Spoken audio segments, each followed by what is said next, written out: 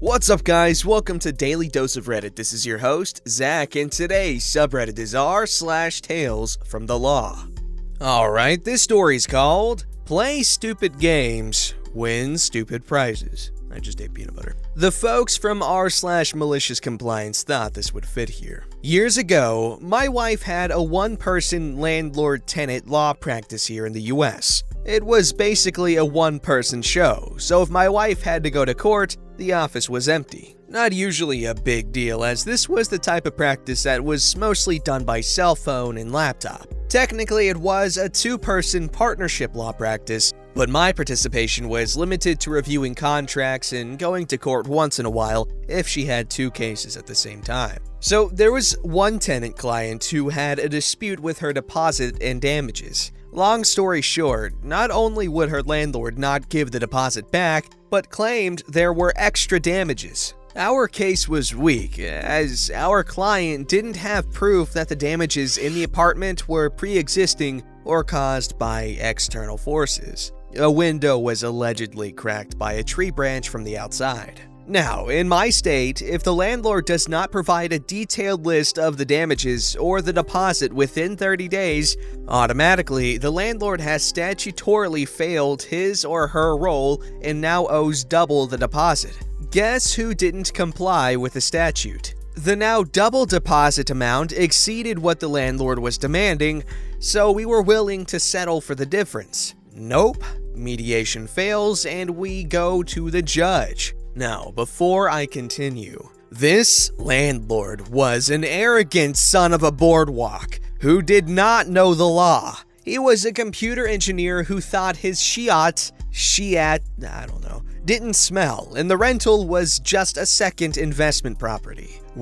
I got involved at one point, tried to explain the law when offering the deal, but no dice. He thought a law firm that didn't even have regular office hours during the business day, not really required in our line of work, really only needed the office as a space nicer than Starbucks to meet with clients, and rules at the time required us to have a physical office in the state, was too far beneath him. Now, the way the LT court works in my state is that you have 2 rounds of mediation before you see a judge. Most cases settle before you get to the judge, so if it gets that far, the judge is looking to see who is being unreasonable. The judge rules for the landlord, though he disagrees with some of the cost estimates and awards him with a bit less money, but reminds the landlord that he owes double the deposit, so he needs to give tenant the difference from the award, but less than the double deposit amount, which is more than what we would have had to pay if he had just accepted our offer. Landlord doesn't agree with the judge's findings and appeals. Larger court filing fees for landlord right off the bat. When my wife gets the paperwork, she sees he screwed up the appeal. Since she wasn't his lawyer, she didn't have to tell him he screwed up. She didn't even have to respond to the court since the appeal wasn't properly submitted. Instead, she quietly put a lien on the property for the judgment, added a fee for the extra paperwork involving the fee, and went on her merry way. We never heard again about the appeal. Years go by. One day, we get an email from the landlord. By that time, we had actually closed up the physical office, as rules regarding physical offices in our state had eased to reflect that many smaller attorneys now can work remotely with just a laptop and a cell phone. On the rare occasion she needed a place nicer than Starbucks, my wife would borrow a conference room from one of our lawyer friends, asking us to remove the lien as he is selling the property. Gladly, just pay the judgment and fees. Landlord refuses and hires his own lawyer to fight us. This time, we have the strong case. We simply email the attorney the paperwork and how everything was proper on our end, and it's not our fault landlord tried to play lawyer without seeking legal advice. I'm not sure what the landlord told his attorney, but I like to think I could hear the attorney's eyes roll when he looked at our paperwork while realizing he just made a nice little piece of money for doing almost no work. Long story short, our client gets her money, we get our legal fee, and landlord gets a bill from the attorney that he hired that probably negated whatever the judge awarded landlord. Postscript. Someone in my original post asked why we didn't immediately move to force the landlord to sell the house to immediately satisfy the judgment. I forget why, this was quite a few years ago. There probably was a mortgage on the property that had seniority, and forcing a sale would have been more trouble than it was worth. It wasn't that much money, under $2,000, and the client was fine with waiting. Made a nice surprise when she finally got the money that we had all forgotten about. See, I have very limited experience with landlords. We used to live in this rental house. It was pretty nice, and the landlord was this really grumpy old guy who, was kind of a jerk.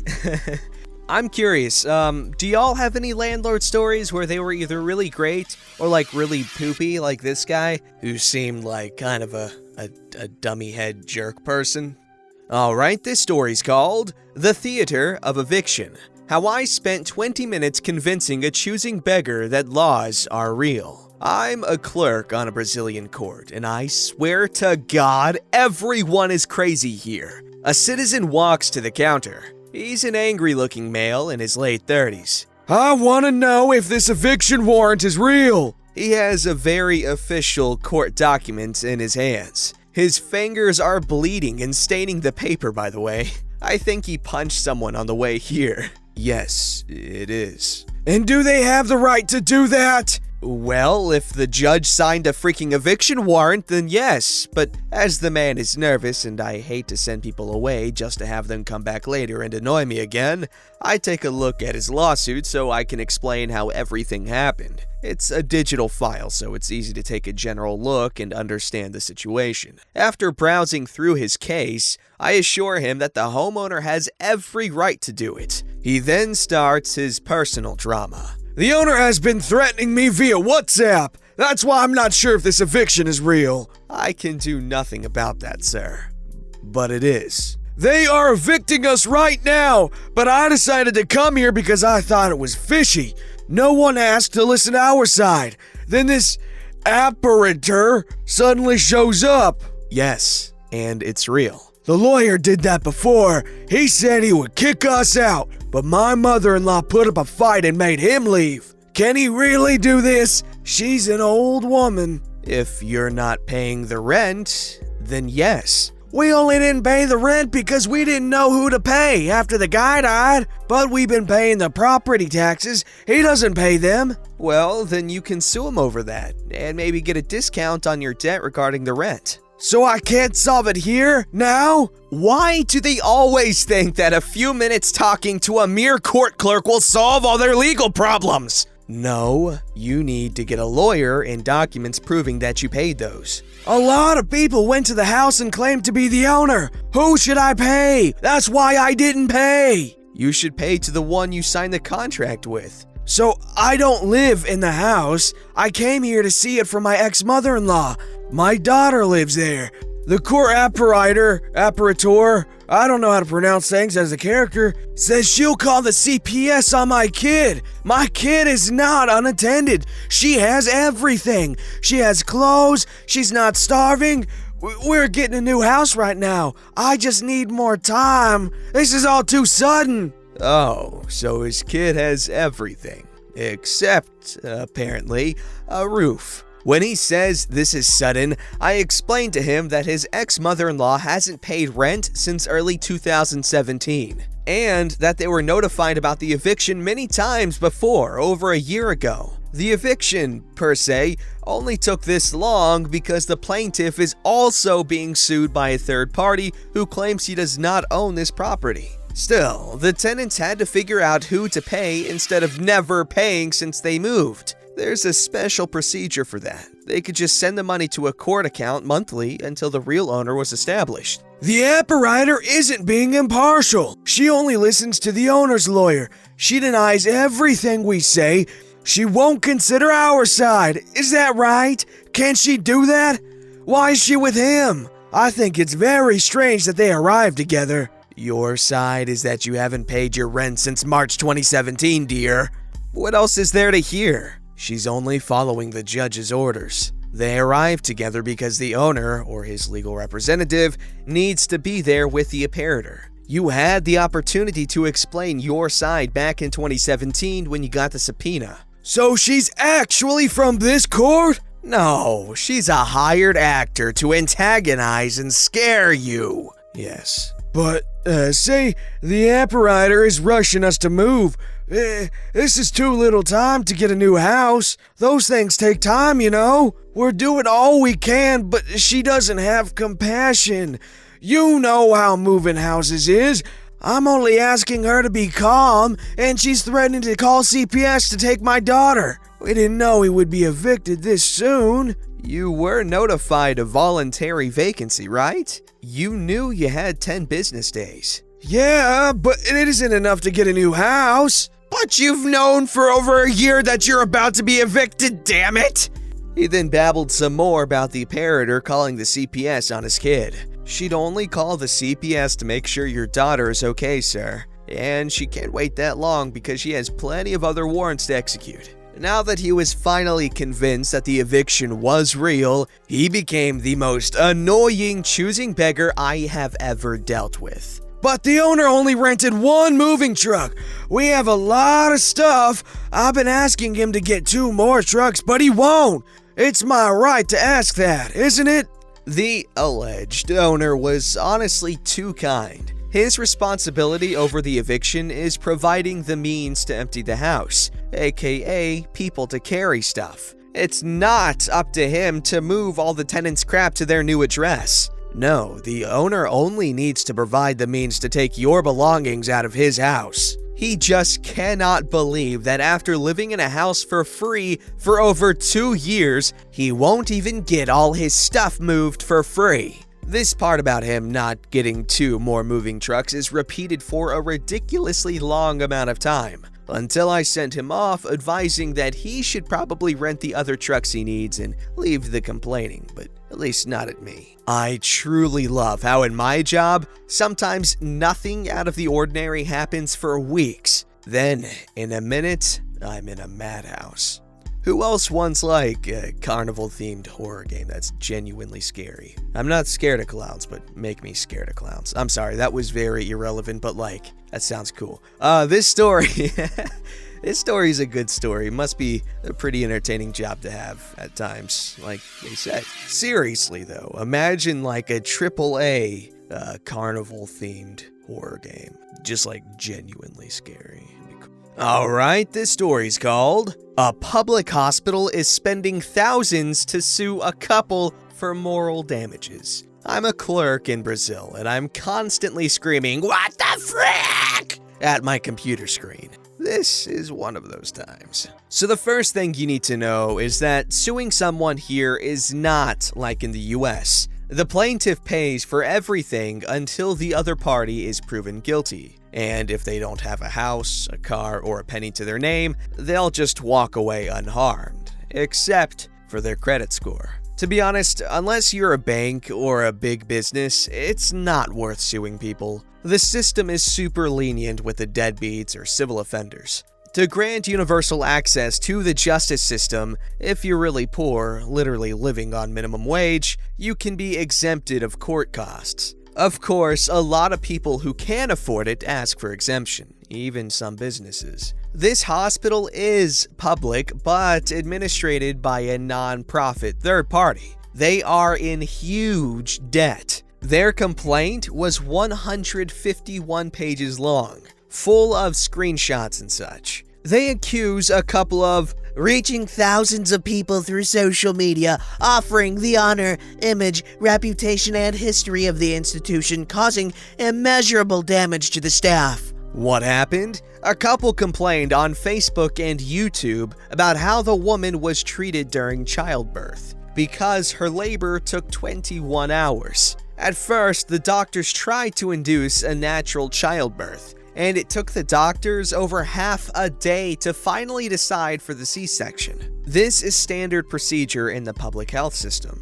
You can't demand a C-section if the doctor sees the possibility of avoiding it. Not only because the natural childbirth is cheaper, but also because C-sections are more risky and harder to recover from. This protocol is meant to preserve resources and the integrity of the mother's body. To summarize it, Everyone is being a bit crazy here. The couple makes awful accusations, but their complaints haven't reached a significant number of people. The hospital's lawyer, of course, is being super dramatic about how the population's trust on the hospital is completely shattered due to a little Facebook post. The couple's Facebook post had 52 reactions and 39 comments, while the YouTube video had 1,373 views since February and a few comments. Not thousands of people. It was this couple's first daughter, and they clearly underestimated how extremely hard childbirth can be. Obviously, the woman was hysterical. In the video, she said things like,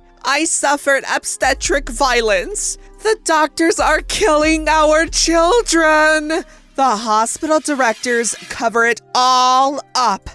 My daughter suffered attempted murder." She claims that her daughter suffered the consequences of inhuman treatment, although she doesn't say what problems her daughter might have. It's a total train wreck. I absolutely stand by our free healthcare system, SUS. It saves countless lives when it comes to surgeries, serious diseases, traffic accidents, etc. in emergencies. But it's not good enough for daily needs. So, if you plan to have a child, it's highly advisable to get at least a basic health insurance plan who will cover OB/GYN and pediatrician appointments. Most women who go through childbirth on SUS have complaints about it taking too long, so that's at least to be expected. SUS is highly understaffed, so if you can afford private healthcare for such an important moment, you really should opt for it. That's the common sense here. Anyway, the hospital asked Facebook and YouTube to remove the content, but they didn't, because it didn't violate their policies. So, the hospital notarized the video, spending roughly 700 Brazilian reals, roughly $175, to register the woman accusing and bad-mouthing the hospital, word by word. Their lawyer asked for the removal of the content in notadal terra parte, but the judge didn't grant it. I'm sorry for no fancy Latin pronunciation. Let me say it again. They are super butthurt about a video that got less than 1,500 views in 7 months. For that, the hospital is spending a lot of money on court costs, advocate hours, and stuff. They require the couple pays 50,000 Brazilian reals, or $12,500, in reparation, when everyone who works with lawsuits knows that, unless someone died, you don't get more than 10,000. Just so you know, if you ask for an X reparation and the judge decides for less than 50% of that, the court costs and paying the other lawyer are on you. This couple needed to resort to a public hospital for childbirth. You just know that even if the hospital wins, no money will come from that. The hospital is so damn screwed. Also, I wonder, so what if some people stop going to this public hospital? Doesn't it mean that they will save resources? No one says, well, a woman I don't know said this hospital is bad. I'd better die quietly in my house. Why the hell are they so concerned? The hospital is also criminally charging the couple and everyone who claimed to go through inhuman treatment there on the YouTube comments. And the couple is suing the city on their daughter's behalf. These litigations will probably take years. All of them started in the last couple of months, but I'll eventually post an update if anyone is interested. The hearing is sure to be a total crap show. Honestly, this guy should be a show writer. Like, he should have a show based entirely on this. And a majority of it takes place in, his office or whatever the hell he works at, the counter thing. Would that not be really cool? I would watch it if it was just a bunch of stories like this. He could use stuff from his past. He could make stuff up. This would be good content that I would watch. Like, this stuff is crazy. Don't forget to like, subscribe, and hit that bell to never miss an episode.